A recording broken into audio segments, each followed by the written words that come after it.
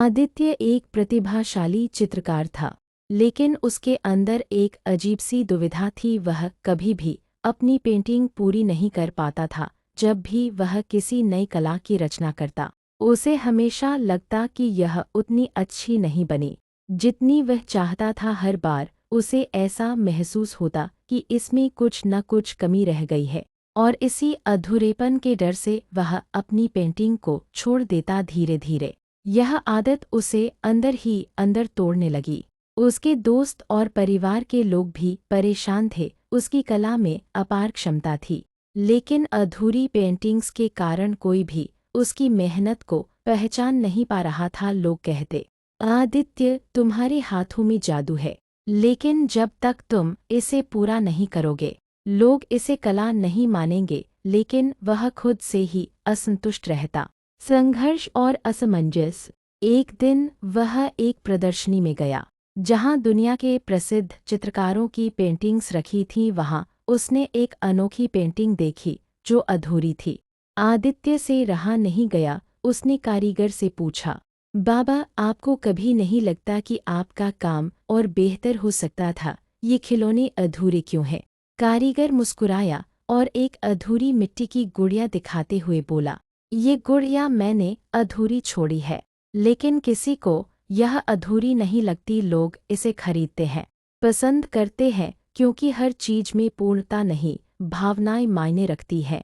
यह सुनकर आदित्य को गहरा एहसास हुआ। उसने पहली बार महसूस किया कि पूर्णता का कोई निश्चित पैमाना नहीं होता। जो चीज उसे अधूरी लगती थी, वही किसी और के लिए सुंदर हो सकती थी। नया दृष्टिकोण, नया आदित्य। इस घटना ने आदित्य की सोच को पूरी तरह बदल दिया। उसने फैसला किया कि वह अपनी अधूरी पेंटिंग्स को अब अधूरा नहीं मानेगा, बल्कि उन्हें एक अलग नजरिए से देखेगा। उसने धीरे धीरे अपनी पुरानी पेंटिंग्स को दोबारा उठाया और उन्हें पूरा करना शुरू किया, बिना परफेक्शन के दबाव के। अब वह अपनी कला को एक अलग दृष्टि से देखने लगा। वह समझ चुका था कि हर रचना अपनी खुद की भाषा बोलती है, और उसे जबरदस्ती संपूर्ण बनाने की कोशिश करना कभी कभी उसकी आत्मा को खत्म कर देता है। सफलता की उड़ान। आदित्य ने अपने बदले हुए नजरिए के साथ लगातार मेहनत की। कुछ ही महीनों में उसकी कला को पहचान मिलने लगी। पहले जो लोग उसे असफल मानते थे, वही अब उसकी पेंटिंग्स की तारीफ करने लगे। कुछ सालों बाद उसकी एक पेंटिंग दुनिया के सबसे बड़े संग्रहालय में प्रदर्शित हुई। वह पेंटिंग भी कुछ हद तक अधूरी थी, लेकिन उसमें इतनी गहराई थी कि लोग उसे घंटों देखते रहते। जब एक पत्रकार ने उससे उसकी सफलता का रहस्य पूछा, तो उसने मुस्कुराते हुए कहा, मैंने अधूरी लकीरों को भी एक कहानी मानना सीख लिया। सीख, एक नई सोच।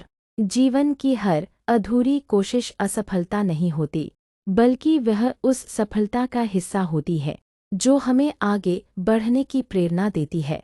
आदित्य की कहानी हमें यह सिखाती है कि हर चीज को पूर्ण होने की जरूरत नहीं होती। कभी कभी अपूर्णता में भी एक अलग तरह की सुंदरता होती है। जो लोग परफेक्शन के पीछे भागते रहते हैं, वे अक्सर खुद को अधूरा महसूस करने लगते हैं। लेकिन जो लोग अपने अधूरेपन को अपनाकर आगे बढ़ते हैं, वे ही असली सफलता पाते हैं।